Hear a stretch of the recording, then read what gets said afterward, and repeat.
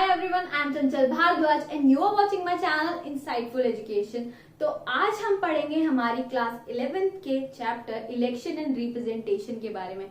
इसका पार्ट 1 हम बना चुके हैं, लिंक हमारे डिस्क्रिप्शन बॉक्स में है, आप जाकर देख सकते हैं। और बिना देर करते हुए इस वीडियो को शुरू करते हैं। तो हम शुरू करते हैं ये समझते हुए कि राज्यसभा में हमारा कौन सा मेथड यूज होता है। देखिए, लोकसभा के इलेक्शन डायरेक्ट होते हैं, लोकसभा के लोगों को हम खुद चुनते हैं। जैसे कि हम वोट देने जाते हैं, हम कहते हैं ना हमने इस पार्टी को वोट दिया, हमने उस पार्टी को वोट दिया, तो वो लोकसभा या विधानसभा के इलेक्शन हो सकते हैं। लेकिन राज्यसभा के इलेक्शंस में तो हम पार्टिसिपेट ही नहीं करते। तो नॉर्मल इंसान को कैसे पता होगा कि किसी एक आम व्यक्ति को कैसे पता होगा कि राज्यसभा के इलेक्शन में क्या प्रोसेस फॉलो होता है। और ये समझने में थोड़ा कॉम्प्लेक्स भी है, लेकिन मैं बहुत ही इजीली आपको ये बताती हूँ। तो हमारी राज्यसभा में कौन सा मेथड यूज होता है इलेक्शन का? तो हमारी राज्यसभा में हमेशा समानुपातिक प्रतिनिधित्व प्रणाली का एक नया वेरिएंट, जिसको हम बोल सकते हैं एडवांस वेरिएंट, यूज होता है हमारे देश की राज्यसभा के अंदर। ठीक है, जो हमने लास्ट वीडियोस में 2 वेरिएंट पढ़े उनसे थोड़ा सा डिफरेंट। ठीक है, तो चलिए देखते हैं वो कैसे होता है। इसमें लिखा है यहाँ पर single transferable vote system follow होता है, मतलब एकल संक्रमणीय मत प्रणाली फॉलो होती है, वो भी हम समझेंगे। अब इसमें लिखा है every state has a specific Kota of seats in Rajya Sabha. Her state का एक स्पेसिफिक कोटा होता है राज्यसभा में, उसको कितनी सीट जाएंगी। जैसे कि आपकी बुक में एग्जाम्पल दे रखा है राजस्थान का, तो राजस्थान में कितने एमएलए हैं? 200। तो उनके वोट्स भी कितने हुए? 200। ठीक है, अब यहाँ से कितने लोग चुनकर जाते हैं एमएलए टू बी इलेक्टेड? कितने जाते हैं? यहाँ से चुनकर जाते हैं राज्यसभा में 4 एमएलए। ठीक है, 4 एमएलए चुनकर जाएंगे जो एमपी बनेंगे। ठीक, then the members are elected by the respective state legislative assembly. तो यहाँ की लेजिस्लेटिव असेंबली ही करेगी ये। कितने एमएलए हो गए जी? 200 एमएलए हो गए। ठीक है, वोटर्स आर एमएलए, वोट कौन देगा? एमएलए देंगे। ठीक है, then every voter is required to rank candidate according to his और हर प्रेफरेंस। अब ये और ये ना सिंगल ट्रांसफरेबल, ये दोनों एक हैं। इसको हम अभी जब हम ये फ्लो समझेंगे तब समझेंगे।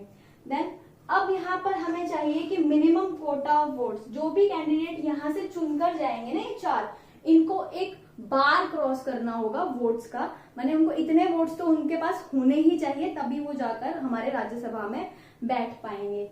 ठीक है, तो ये हमारा मिनिमम कोटा ऑफ वोट्स कैसे निकलता है? टोटल नंबर ऑफ वोट्स, तो टोटल नंबर ऑफ वोट्स कितने हुए जी? 200 हुए। ठीक है, total number of MLA to be elected, कितने एमएलए इलेक्ट होने हैं? 4 होने हैं, +1 जो कि हमारा फॉर्मूला में है, और +1। ठीक है, 5 हो गया, 5 से 200 चला गया 40 पे, +1। तो कितने वोट्स होने चाहिए एक कैंडिडेट के पास राज्यसभा में बैठने के लिए? 41 वोट्स होने चाहिए। ठीक है, अब ये 41 वोट्स कैसे काउंट होंगे? देखिए यहाँ से, देखिए कोई भी एमएलए जब वोट देने जाएगा तो उसको एक बैलेट पेपर मिलेगा। ठीक है, जो राज्यसभा या फिर प्रेसिडेंट के इलेक्शंस होते हैं उनमें हमारी ईवीएम मशीन नहीं यूज होती, उसमें पुराना ही मेथड यूज होता है हमारा बैलेट पेपर का। एक पेपर होता है, उस पे कैंडिडेट का नाम लिखा होता है, और मान लीजिए A candidate, B candidate, C candidate, D candidate और ई कैंडिडेट। अब वो क्या करेंगे, इन सारे के आगे ना एक बॉक्स बने होते हैं। एमएलए क्या करेंगे, इनको अकॉर्डिंगली रैंक कर देंगे। मान लीजिए उसको इसने 1 नंबर पे रख दिया, 2 नंबर पे, 3 नंबर पे, 4 नंबर पे, 5 नंबर पे। ठीक है, तो ए वाले कैंडिडेट को उसने दूसरे, इसको वरीयता दी। ठीक है, इसको हमने रैंक किया दूसरे नंबर पे, बी को फर्स्ट। वो चाहता है कि बी तो जाए ही जाए, वो बी को सबसे ज्यादा प्रेफरेंस पे रखते हैं कि बी ज्यादा सिलेक्ट होना चाहिए। सिमिलरली कोई और एमएलए आता है, कोई और एमएलए, दूसरा एमएलए, तीसरा एमएलए, वो भी इसी तरह से वोट देंगे। अब ये दिक्कत हुई जी, वोट काउंट कैसे होंगे? कैसे होंगे? मिनिमम कोटा हमारे पास है 41। ठीक है, मान लीजिए 200 वोट्स पड़े हैं, 200 वोट्स पड़े हैं। ठीक है, अब 5 कैंडिडेट हैं, इनके बीच में 200 वोट्स पड़े हैं। एक को 30 मिले हैं, एक को 35 मिले हैं, एक को 30 मिले हैं फिर से, या इसको हम 25 दे देते हैं। इसको फिर से हमारा 40 मिले हैं, और इसको जितने बच गए उतने मिले हैं। ठीक है, समझने के लिए एक। अब मान लीजिए इसको सबसे कम वोट मिले थे। ठीक है, इसको सबसे कम वोट मिले थे, तो क्या होगा, इसको हम एलिमिनेट कर देंगे। ठीक है, इसको एलिमिनेट कर दिया। अब इसके जो 25 वोट होंगे ना, इन तीनों में बराबर बराबर से डिवाइड हो जाएंगे। ये क्या हुआ, सिंगल ट्रांसफरेबल वोट सिस्टम, इसी को बोलते हैं। इसके वोट बाकी तीनों में बट गए। क्या हमारा लोकसभा में ये मेथड फॉलो होता है? आपकी हमेशा वोटर लिस्ट में क्या लिखा होता है? Your vote is non transferable, ये लिखा होता है ना, ठीक है। लेकिन यहाँ पर ये वोट ट्रांसफर हो रहा है बाकी तीनों कैंडिडेट्स में, इसीलिए इसको बोला गया है सिंगल ट्रांसफरेबल वोट सिस्टम। तो मान लीजिए इसको हमने 7 दे दिए, इसको भी हमने 7 दे दिए, इसको 7 दे दिए, तो हमारा इसके पास तो 47 हो गए। ये हमारा राज्यसभा में पहुंचने के एलिजिबल हो गया, क्योंकि हमें तो 41 ही चाहिए थे, ठीक है। हमारे पास 47 आ चुके हैं, ठीक। अब मान लीजिए यहाँ पर 35 है, अब इसके पास 35 में 7 ऐड हुए, तो ये भी 41 क्रॉस कर गया, ठीक है। तो ये भी एलिजिबल हो गया, लेकिन ये नहीं हुआ अभी, ठीक है। तो क्या करेंगे, इनके पास जो एक्स्ट्रा वोट है ना, वो उठाकर इसे दे देंगे, तो ये भी एलिजिबल हो जाएगा। तो इस तरह से वोट हमारे इधर से उधर ट्रांसफर होते रहते हैं और हमारे मेंबर्स इलेक्ट होते रहते हैं। तो जब तक 4 मेंबर, इन 5 में से जब तक 4 मेंबर ऐसे नहीं बच जाएंगे जिनको हमारे टॉप प्रायोरिटी में रखा गया है, जिनको सबसे ज्यादा 1 रैंक पे रखा गया है और जिनको ये नंबर ऑफ कोटा मिल चुका है वोट्स का, जब तक ये 4 सिलेक्ट नहीं हो जाते, जब तक ये प्रोसेस यूं ही चलता रहता है। तो ये हमारा जो होते हैं राज्यसभा के इलेक्शन। अब इसी तरीके पे हमारे जो प्रेसिडेंट के इलेक्शन है वो भी निर्भर करते हैं। एक बार प्रेसिडेंट के इलेक्शन भी समझ लेते हैं जल्दी से। तो प्रेसिडेंट के इलेक्शन कैसे होते हैं, बहुत ही क्विकली समझते हैं, ठीक है। तो प्रेसिडेंट के इलेक्शन में क्या होता है, एक इलेक्टोरल कॉलेज पार्टिसिपेट करता है। अब इलेक्टोरल कॉलेज ऐसा नहीं है कि उसमें स्टूडेंट पढ़ने जाते हैं, ठीक है। इलेक्टोरल कॉलेज क्या है? इलेक्टोरल कॉलेज ये है जो जितने भी हमारी कंट्री में एमएलएज हैं प्लस जितने भी हमारी कंट्री में एमपीज हैं, ठीक है, इन दोनों को मिलाकर, ठीक है।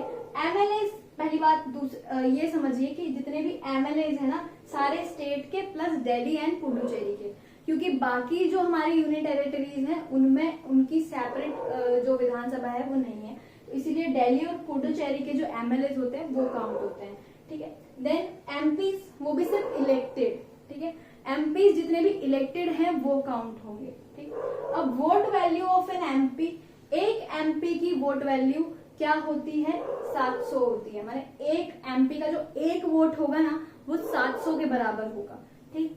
तो आपको ये समझना है, इसको मैं फिर से समझाती हूँ कि ओनली इलेक्टेड कैंडिडेट्स, मतलब जैसे कि हमारे राज्यसभा में ना 238 ही ऐसे एमपीज होते हैं जो इलेक्ट होते हैं।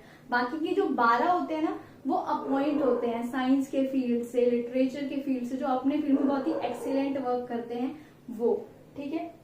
Then vote value of an MP होती है 700 और vote value of an MLA होती है क्या? कैसे निकालते हैं? Total population of the state. मान लीजिए हम दिल्ली की एक एमएलए की वोट वैल्यू निकाल रहे हैं, ठीक है। तो वहां की टोटल पॉपुलेशन आएगी और नीचे वहां के टोटल एमएलएज आएंगे, जितने भी वहां पर इलेक्टेड एमएलएज होंगे, इनटू 1/1000, ठीक है। अब दिल्ली का एग्जांपल ले लेते हैं।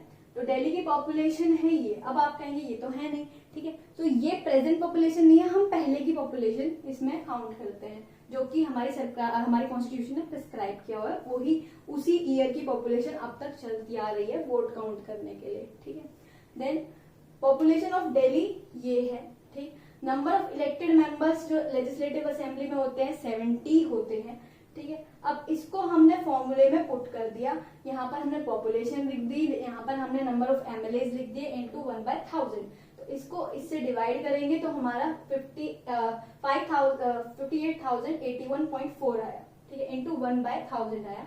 अब इसको हम और सिंप्लीफाई करेंगे तो हमारा अप्रोक्सीमेटली 58 आ जाता है। माने एक एमएलए का वोट कितने के बराबर है? 58 के बराबर है। और वैसे ही यूपी जो सबसे बड़ा स्टेट है, सबसे ज्यादा एमएलएज हैं, वहां के एक एमएलए का वोट है ना बहुत ज्यादा वैल्यूएबल होता है। और सिक्किम जो सबसे छोटा है तो उसके जो एक एमएलए के वोट की वैल्यू होती है वो 7 होती है, और वहां पर 32 एमएलएज हैं, ठीक है, लेजिस्लेटिव असेंबली में।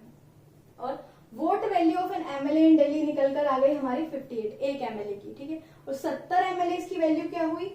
4060, ठीक है, 4060। अब हमारे टोटल वोट्स जितने भी हमारे एमएलए को मिलते हैं ना पूरी कंट्री में, वो होते हैं 5,43,231, ठीक है। और हमारे जितने भी एमपीज के वोट की वैल्यू निकल कर आती है, क्योंकि एक एमपी के वोट की वैल्यू थी हमारी 700, तो जितने भी हमारे एमपीज हैं, लोकसभा और राज्यसभा दोनों के मेंबर्स मिला के उनकी वैल्यू जो काउंट होती है वो भी अप्रोक्सीमेटली इसी के बराबर होती है। 5,43,200 और टोटल वोट्स जो पड़ते हैं 10,86,431। तो इस तरह से ये वोट बनते हैं, वरना तो हमारी कंट्री में सिर्फ 4,800 कुछ एमएलएज और एमपी दोनों मिलाकर है। तो ये इतने वोट कैसे बनते हैं, तो आपको समझ में आया होगा कि ऐसे बनते हैं, इसका एक फॉर्मूला है निकालने का, ठीक है। उसी तरह से हम जो इसके बाद क्या होता है, इतने वोट आ गए, इसके बाद क्या होता है, जैसे मैंने समझाया राज्यसभा में सिंगल ट्रांसफरेबल वोट होता है। हर जो कैंडिडेट होगा हमारे जो चुनने वाले, जैसे कि हमारे राष्ट्रपति कैंडिडेट को कैसे ऑर्डर में रखेगा कि इसको 1 पे रखना है, इसको 2 पे रखना है, इसको 3 पे रखना है, ऐसे वोट डलेंगे। उसके बाद जब काउंटिंग होगी तो वही कोटा आएगा, कोटा को जो क्वालिफाई कर जाएगा वो हमारा कैंडिडेट बन जाता है प्रेसिडेंट, ठीक है। तो ये वीडियो यही एंड होती है और इसका 3rd पार्ट हम अपने नेक्स्ट वीडियो में बनाएंगे। तो चलिए इस वीडियो को यहीं खत्म करते हैं। Thank you so much for watching and stay tuned with us.